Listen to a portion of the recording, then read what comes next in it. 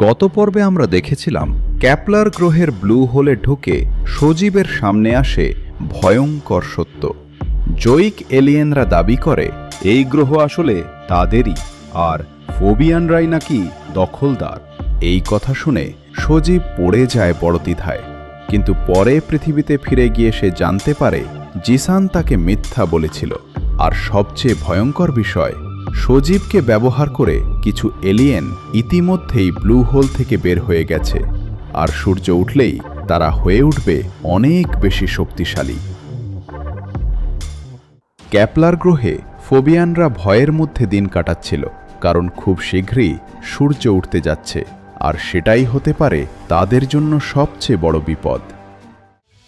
এদিকে সজীব দুজন বিজ্ঞানীকে সাথে নিয়ে নাগরাজ্যের উদ্দেশ্যে রওনা দেয়, কিন্তু সেখানে গিয়ে তারা যা দেখল তা কল্পনারও বাইরে। নাগরাজ্যের চারপাশ ঘিরে রেখেছে রাসেলস ভাইপার সাপের ভয়ঙ্কর এক দল। মাটির উপর কুণ্ডলী পাকিয়ে ফোঁস ফোঁস শব্দ করছে। দুটি বিশাল ভাইপার দরজার সামনে পাহারা দিচ্ছে। এ কি, তোমরা কারা? নাগরাজ্যের এই অবস্থা কেন? আমার নাগিন মা কোথায়? এটা এখন আর কোনো নাগরাজ্য নয়, এটা এখন আমাদের রাজ্য। আমরা সব নাগদের পরাজিত করেছি, আর তোমার নাগিন মাকেও বন্দি করে রেখেছি। আমি বেঁচে থাকতে নাগিন মায়ের কোনো ক্ষতি হতে দেব না।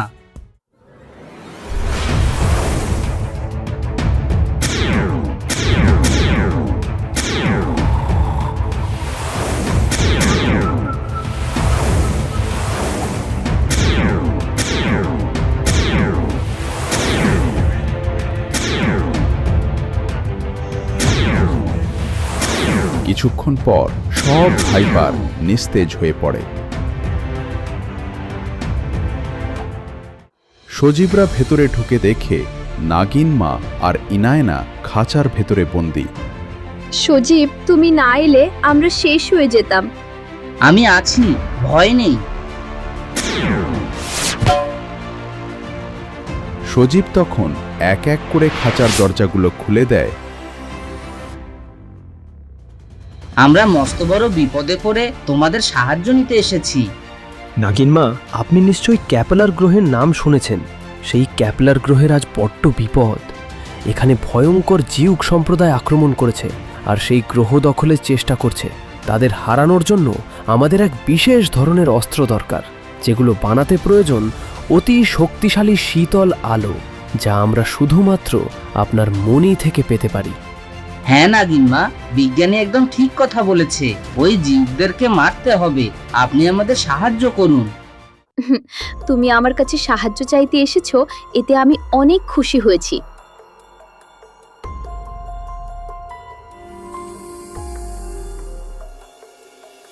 নাগমণি খুব শক্তিশালী।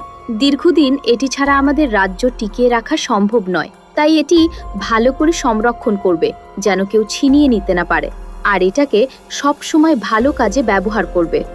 সজীব, মা একদম ঠিক কথা বলেছে। তুমি নাগমণি নিয়ে যাও আর ফোবিয়ানদের রক্ষা করো। ঠিক আছে নাগিন মা, আজকে আপনিও আমাদের অনেক বড় উপকার করলেন। চলো সজীব, এখন আমাদের পৃথিবীতে ফিরে যেতে হবে। প্রতিটা মুহূর্ত এখন আমাদের কাছে অনেক মূল্যবান। আমাদের এখন বিদায় দিন নাগিন মা। এরপর সজীব এবং দুজন বিজ্ঞানী সেই নাগমণি নিয়ে ম্যাজিক্যাল কারে করে রওনা হয় পৃথিবীর দিকে।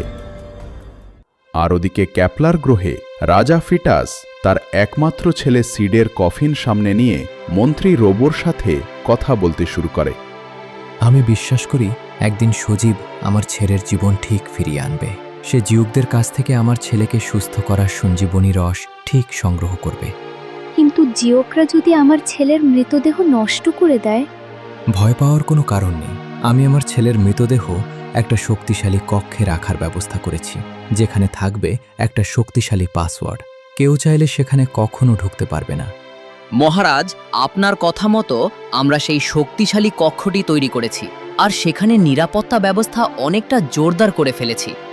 সত্যি আমার খুব ভয় লাগছে। আমার ছেলের কফিনের কোনো ক্ষতি না করে দেয়? কখনো না। সেই কক্ষ অনেক শক্তিশালী, তারা কখনোই সেই কক্ষে ঢুকতে পারবে না। চলো, আমি তোমাকে কক্ষটি দেখিয়ে নিয়ে আসি।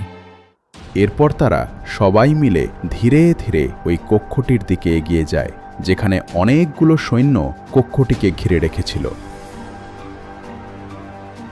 এরপর ফিটাস সেই কক্ষের দরজায় একটা পাসওয়ার্ড দেয়, আর সাথে সাথে সে দরজাটি খুলে যায়। সে কক্ষটির ভেতরে এবং বাইরে অনেক সৈন্য মোতায়েন করা ছিল, যারা সবসময় সেই কফিনটি পাহারা দেবে।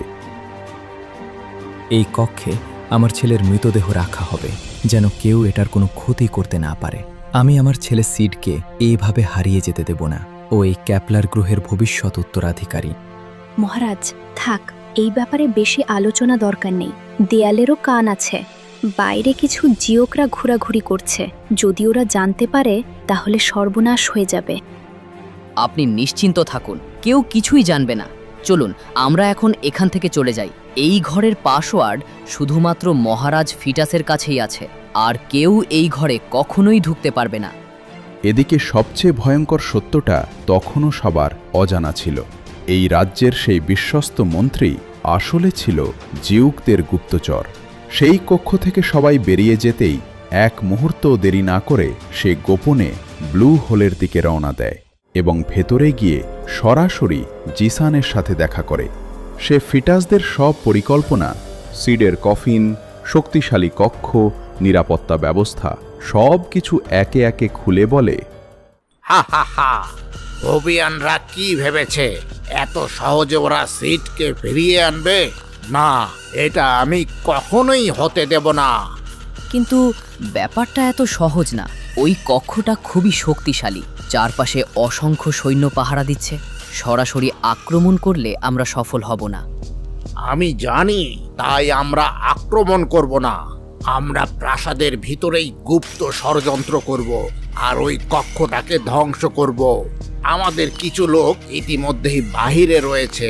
ঠিক সময় আসলেই ওরা তোমার সাহায্য নিয়ে ভিতরে ঢুকবে, আর তুমি আমাদের জন্য সেই দরজা খুলে দেবে। আমি বুঝেছি, সঠিক সময়ের অপেক্ষা করতে হবে। এরপর মন্ত্রী চুপচাপ সেখান থেকে ফিরে যায়, যেন কিছুই হয়নি। আর এদিকে জিসান ধীরে ধীরে তার আসল পরিকল্পনা সাজাতে থাকে। কোনো যুদ্ধ নয়, কোনো সরাসরি আক্রমণ নয়, বরং একটি নিখুঁত ষড়যন্ত্র, যার মাধ্যমে ঠিক সময় আসলে সিডের কফিন আর সেই শক্তিশালী কক্ষ ভেতর থেকেই ধ্বংস হয়ে যাবে। ওদিকে পৃথিবীর বিজ্ঞানীরা যখন সজীবদের জন্য অপেক্ষা করছিল, তখন ঘটে আরেকটি বড় দুর্ঘটনা। নাগ রাজ্য থেকে তাদের ম্যাজিক্যাল কার ফ্লাই করে, কিন্তু কিছুক্ষণ পরেই কারটি ক্রমশ শক্তি হারিয়ে ফেলে এবং তা নাগ রাজ্যের ভিতরই একটা জঙ্গলে গিয়ে পড়তে থাকে। হ্যালো 007, ম্যাজিক্যাল কার, কি হচ্ছে? কোনো একটা ম্যাগনেটিক শক্তি আমাকে নিচের দিকে টেনে নিচ্ছে। আমি চেষ্টা করছি ওড়ার জন্য।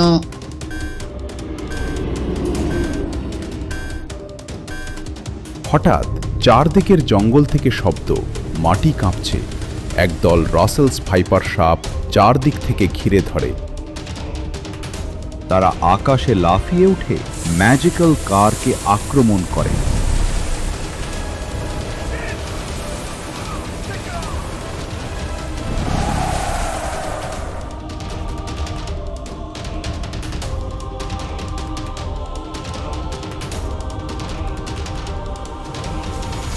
মুহূর্তের মধ্যে কার নিচে পড়ে যায়।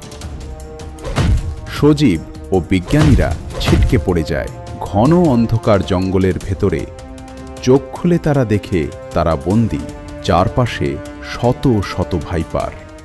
তো বন্ধুরা, সজীব কি পারবে এই ভয়ঙ্কর ভাইপারদের হাত থেকে বাঁচতে আর সময়ের আগেই ক্যাপলার গ্রহে ফিরে গিয়ে সবাইকে রক্ষা করতে? জানতে হলে দেখতে হবে পরের পর্ব। আর এই পর্বটি ভালো লেগে থাকলে ভিডিওটিতে একটি লাইক দিয়ে দাও এবং চাঁদের বুড়ি চ্যানেলটি সাবস্ক্রাইব করে না থাকলে জলদি সাবস্ক্রাইব করে নাও। পরবর্তী পর্ব দেখার আমন্ত্রণ রইল। সেই পর্যন্ত সবাই ভালো থেকো। Bye bye.